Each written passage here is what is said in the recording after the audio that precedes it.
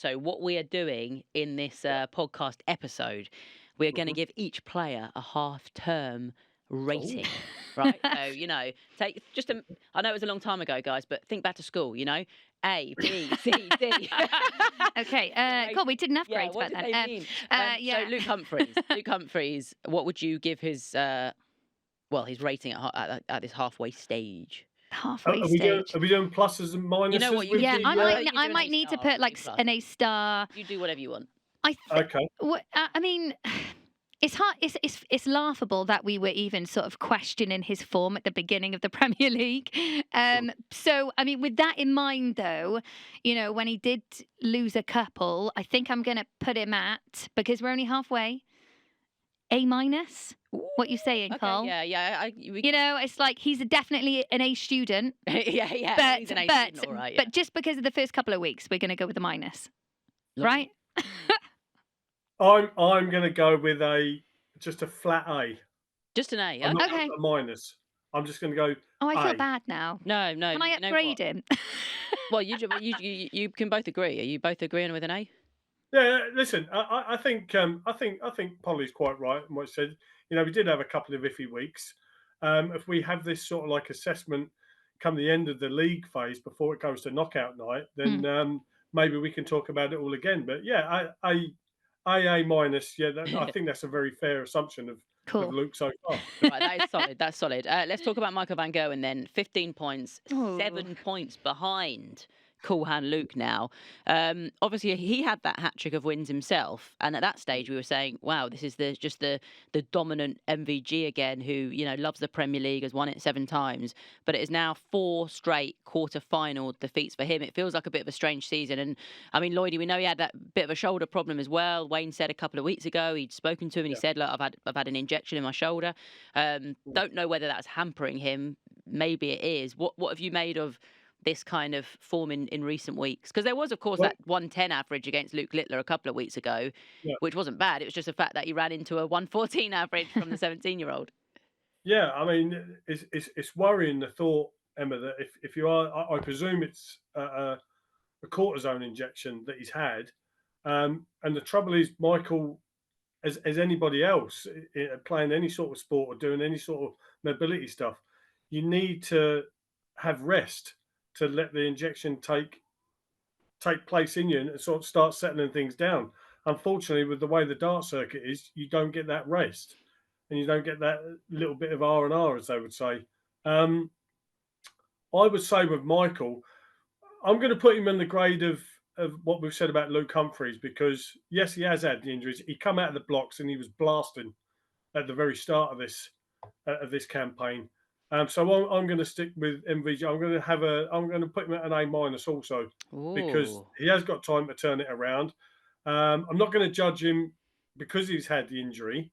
It is a worrying thing. You do panic and you do worry about it if you picked up a little niggle, but you can't take away from him what he done in the first few weeks of the event. So I'm going to put him on par with Luke Humphreys, because Michael also Interesting. won 3 nights on the Yeah, trot. I So suppose when A you put it like minus for me. that, it is a half-term rating. Got to remember that. We've got to Yeah. take into account those weeks he won. I agree. I see what you're saying.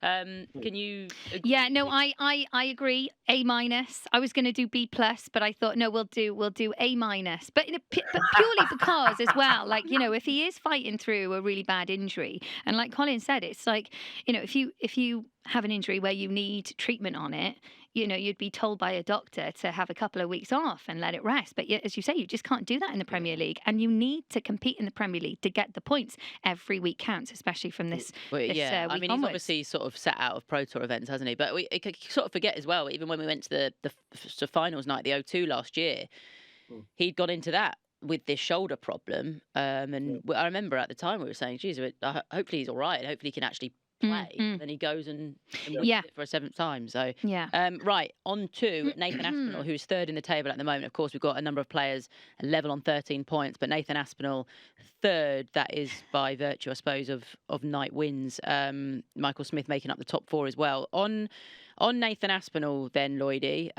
how impressed are you? Because we talk about Luke Humphreys. Polly's saying about Humphreys' form, if we can call it that, at the start of the season. I mean, Nathan Aspinall's form was, by what a lot of people would say was right down there. But wow, has he turned it around, and he is, he is in the mix for this one of the playoff positions.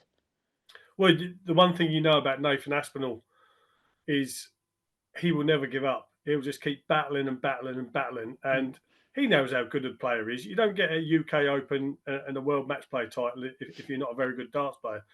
Sometimes they say form is temporary, class is permanent. Well, Nathan Aspinall is class, and he's got a very dogged attitude when it comes to playing darts. He's got that never say die attitude.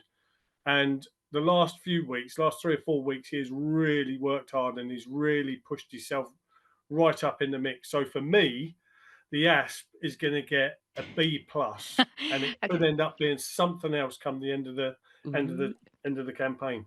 Yeah, no, I agree. I think B plus, and if he makes it to the playoffs, it will be an A star from the Asp. Because, like you said, Cole, he will fight tooth and nail, Nathan, and he has been working hard, but behind the scenes. I remember when I spoke to him in Exeter. So he'd just come off the back of a couple of disappointing runs in the Premier League. He comes into Exeter ready to sort of win the night. And I think I might have asked him the question, how have you prepared off the back of a couple of disappointing results? And he said he's been doing something he's never done before in video analysis, right? And I don't know whether you did this, Carl, back in the day, but he was watching himself play and wondering, what's going on. And the one thing that he took from it was that actually he's not playing as bad as he thought. He thought the misses actually weren't as big as he thought they were. Yeah. And I suppose he's taken from that and a lot of confidence, went on to win that night. And, sometimes it just needs a little win and a bit of confidence and self-belief and watching yourself and knowing actually I'm pretty good at this, and pushing on. Even the Nottingham a couple of weeks ago, he averaged 102.5 beating Rob Cross in the quarterfinals, but then it was getting past Luke Littler, who he'd obviously played it, a few times already, but averaging 104.5 and seeing him off, and then another, I suppose, good start to last week in the sense that he got past Rob Cross, who's been playing well at the moment, getting past him that last leg decider. So he certainly puts on a show for us, which is what we like to see. We love Nath. Yeah. Lloydie, what about Michael Smith then? Because I suppose similar in a sense where you could have written Michael Smith off at certain points of this Premier League season. He's, with what he did last week, he's crept inside the top 4 now. Yeah, Michael's been another one. I think Polly said that, with Luke Humphries wanting to impress and push on and win majors and everything as world champion, I think Michael struggled in some ways.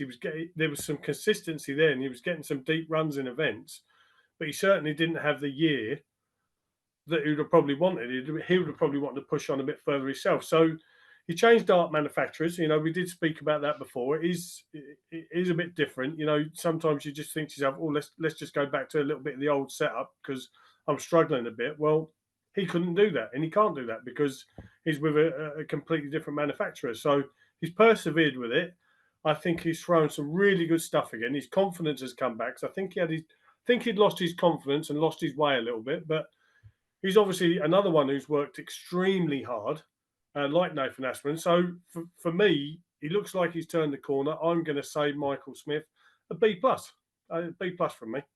Yeah, I was going to say around the B grade for Michael Smith. Around the B grade. Around the B grade. No, he really impressed me against Luke Littler to come back. I think it was like 3-1 down, wasn't he? He showed class. And I really feel like Michael Smith is a bit of a bogeyman for Luke Littler at the moment. He's kind of just like teenage sensation Luke Littler, who doesn't get the better of me, not that kid. No, and I like that about him. I love the way Smithy plays. He's fast, he's exciting, and I think we can't write him off. I don't know whether I ever did in this season so far, but totally could have. I know the first obviously he won in Cardiff, but then sort of took that dip, didn't he? And now he's in a pole position. Lloydie, on to Luke Littler then, who is, he's outside the playoff places by virtue of not winning a night. He's made it to one final and spoke last week being like, it's surprising he hasn't made it to more finals, but of course he went out in the quarterfinals last week. Not sort of the best week for him by any means. He's only lost, but to be fair to him, he's only lost 2 quarterfinals out of 8 weeks. Do you have any concerns that he won't make the playoff places? Because I think we all just sort of assumed from the go, look, he's going to be at the O2 on come finals night. I wouldn't panic about it at the moment. I know he took a week off. He didn't go to Hildesheim. And I think that was a good thing. That was a very mature thing to do, quite simply because He's been, I don't want to say pushed from pillar to post, but he's been doing absolutely Definitely. everything since his fantastic run at the World Championships. And it makes you think to yourself, has he had a bit of time to sort of like sit down, relax, just, take everything in and, regroup and carry on doing what he's doing. So I think that was a very mature thing for him to do, to pull out. So listen, he's going to come back Thursday night in Belfast. He's going to come back fresh, hopefully, and he's going to come back firing. I see, you see on social media people are saying, his bubbles burst. No, it hasn't. God. People Come some on. there are Not quite a one lot of little haters bit. out What do there. you mean Aren't Yeah. there? People want this bubble to burst, which is very sad. Yeah, that is very sad. At this moment in time, I'm going to give Luke Littler, I'm going to give him a B. Yeah. He's and the only reason I'm giving him a B is because he hasn't actually won a night. He's competed in the final of a night, like you said, but he's still doing some good stuff. Well, He's still picking points up week in, week out. That So that 114 average, that is the best performance we have seen. If you're looking at stats, he's delivered some. He's gone close to a 9 darter a few times as well. He's delivered in terms of entertainment, hasn't he? Yeah, I mean, Emma, let's be fair. Let's be brutally honest and a bit cutthroat about it. He's a 17-year-old lad. Give him a bit of space, and people are sort of like breathing down his neck for some unknown reason. He's a very, very, very, very talented young man, and he's got a great career ahead of him. And listen, he believes and he knows how good he is, and he flaunts it a little bit. So what? You want that. You want that in life. You want that in sport. You want someone who's a bit of a showy and a bit of a flash person. And it's a B from me because I think he is going to get better. It's his first ever Premier League. I'm just going to cut him a little bit of slack, and there's still absolutely no reason whatsoever why he still can't make the playoffs. Yeah, of course. So a B from me. Just silly saying it, isn't it? He's 2 points off Van Gerwen.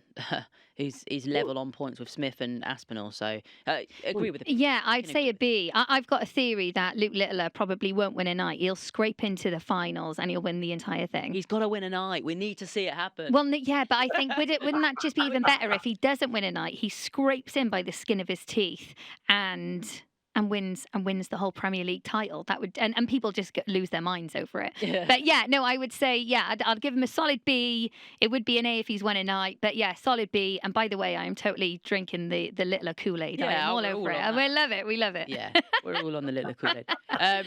Lloyd, I'm coming to you for Rob Cross because I think when you were here in the studio, a few weeks ago, I think it was, you were saying about you thought the top four was going to stay as it was, and I'm pretty sure Rob Cross was in there at that time. I mean, he's only a couple of points off it at the moment on 11. He's that is by virtue of having a couple of sort of pointless weeks. But look, he is well in the mix. Is he still in your thinking as someone who is going to make it to the top four? Because we've seen some really good displays from him, and he has been, regardless of the last couple of weeks, he has been really consistent with how he's been playing as well. Yeah, listen, if you want to write Rob Cross off, you're being a little bit silly because he has been playing some really good stuff and is playing some really good stuff. It's just unfortunate the past couple of weeks he's walked us into some big games and he hasn't been able to get over the line. But listen, they've still got time. They've still got time, and the likes of Rob Cross and all of these guys. None of them are going to panic. Peter Wright will be telling you that he can still qualify, and I'm going to get there. So, and Rob very rarely blows his own trumpet, but he keeps saying and he keeps telling us, I'm playing really well at the minute, and he's not getting despondent in his game because he is playing well. He is playing well, and I think he's coming back to that sort of form that actually took him to the World Championships, and getting that consistency level going. He's very, very hard to beat. So for Rob Cross from me, I'm going to give Rob a B. But I'm certainly not going to write him off to not be in the top four. B. Yeah, I think it's a B. Right. A B from me. Rob and Littler have been just as good as each other, are we? I think what we're finding out here is that we're giving them all great grades because everyone is just playing so well at the moment. You can't really the level's so high. You sort of finished last week in Dublin being like, wow, how good was tonight? Just the quality. Everyone is having to play their A game. I'll come to you for this one. Okay. Price. Oh, Price. I mean, he sort of stopped the rot in a way, didn't he, in Dublin? Mm. It's a hard one because some of his performances have, look at some of the averages and you go, that, Yeah. 103 and losing a quarter Well, that's final it. week before that. Unfortunate. He's playing people who are playing their very best at the moment, and then you get this sort of We expect a lot from him, don't we? We do. I was on Thursday night actually when Dublin was happening. I did tell you this earlier, but just to let you know, Paul, I was at the Wales game, so I was working at the Wales football game, right? And yeah, I wanted to be, and trying to be professional. So I was just checking, social media whenever, on the on the lowdown. But there was a lot of people on the tables actually with their Sky Go apps out watching the darts. So and they said, "Hey, Paul, Gezzy's winning. He's about to throw for the game." So I was like, "Oh, I better go watch this." I saw it was a deciding leg, and I thought, "Oh, fair play to Gez," because I think he needed that win. And I was talking to Wayne Mardell a couple of weeks ago about it. Like, Gezzy doesn't just need a win. I think because of Gezzy's personality and the way he plays, and because of his competitiveness, etc.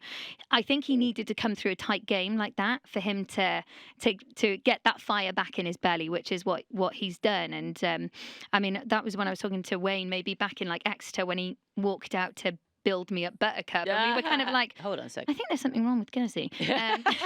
But no, I mean, same. I mean, but it just didn't reek of get a win prize, did it? It's not really and I just hope, I know he fell short this week, but he got a couple of points on the board. He got that winning feeling back. Let's hope that he gets his mojo back as well. He also told me as well that he's because when I asked him, I said, assess your Premier League so far, and he was like, it's been pretty disappointing, but he's been and you'll be able to give us insight on this, Cole, but he's been renovating his house, and he goes, it's doing my head in. There's so many delays, and it's a massive distraction for me. So when Gezzy gets the DIY sorted, he's going to come back fresh.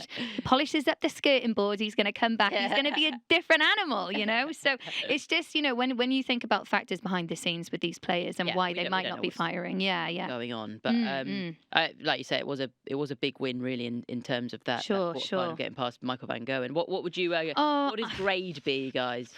Would you go B-? No, I would C+, B-. I feel bad. I don't know. Polly, can I just say the amount of money that Gerwin Price has got? Get a project manager. Don't do it yourself. He's a Valley boy. He's going to be doing it himself. I'm telling you. Don't we know it? Valley boy. And, listen, I'm quite in agreement there with Polly. I'd say B-. Joe, the thing with Gezzy at the minute that we're not used to seeing is the man's clinical. He's absolutely clinical when it comes to his finishing. He's having these big averages and getting beat. Look at the amount of darts he's missing at a double. Yeah.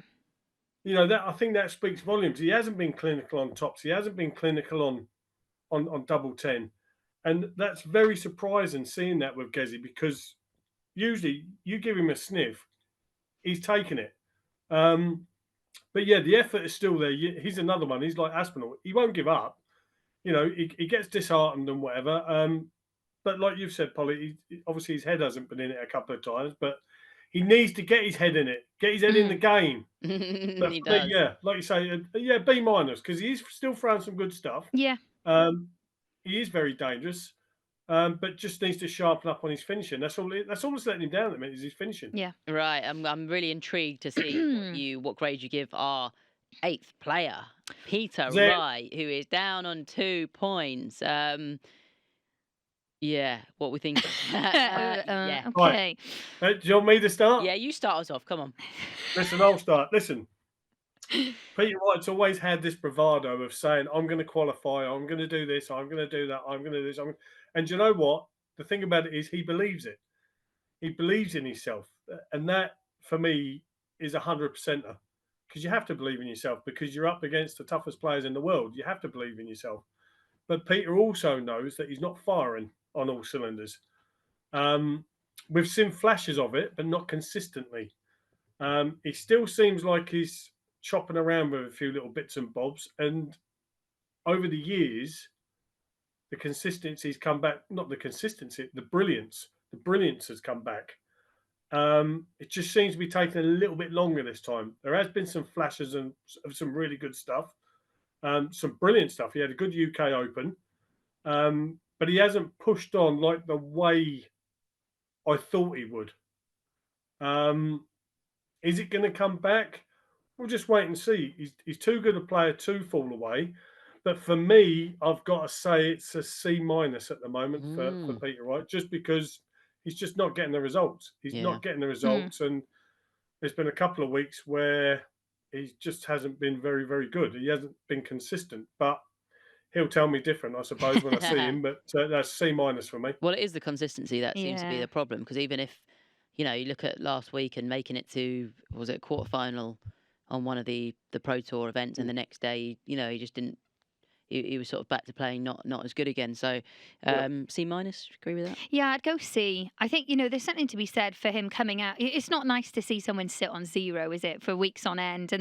But for him to come out, and I know he hasn't been playing his best, but on a couple of occasions he's put up a bit of a fight, hasn't he? I think, let's not give him a fail. He's still passing. He's in the pass bracket, but he's at the, just about.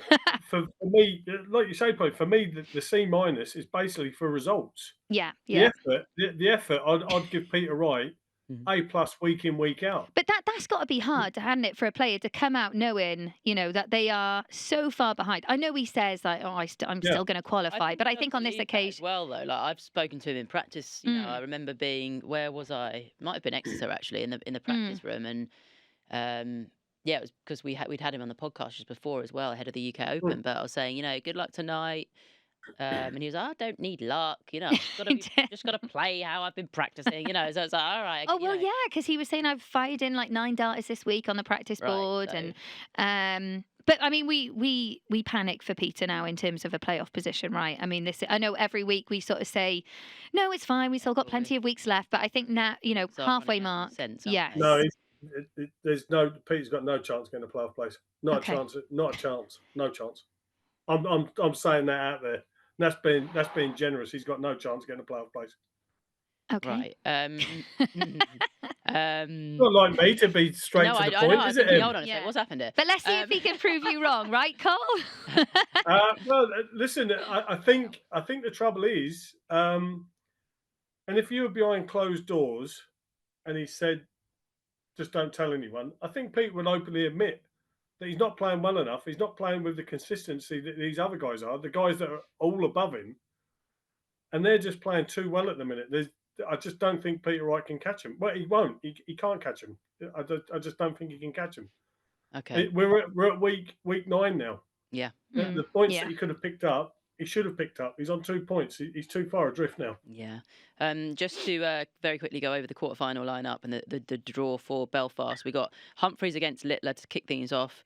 Brilliant repeat of the World Championship final, yeah. And then we've got Smith against Van Gerwen. Bottom half of the draw, Aspinall taking on Gerwin Price, and then Rob Cross going head to head with Peter Wright. I think what's brilliant for us is that the race to the top 4 is just so entertaining at the moment. And you sort of forget about Humphreys for a minute because he's 7 clear. Forget about Peter Wright, but it's all to play for. It's congested down there. It's like I'd say from now on every night will count, and night, isn't it? Yeah, even just picking up those 2 points, That is the kind of Premier League chat. Let us know if you agree with those half-term ratings. I think I'll say they're pretty fair. I'll take the headmaster. It does show that everyone. Yeah, it does show that everyone is playing at such high standards at the moment.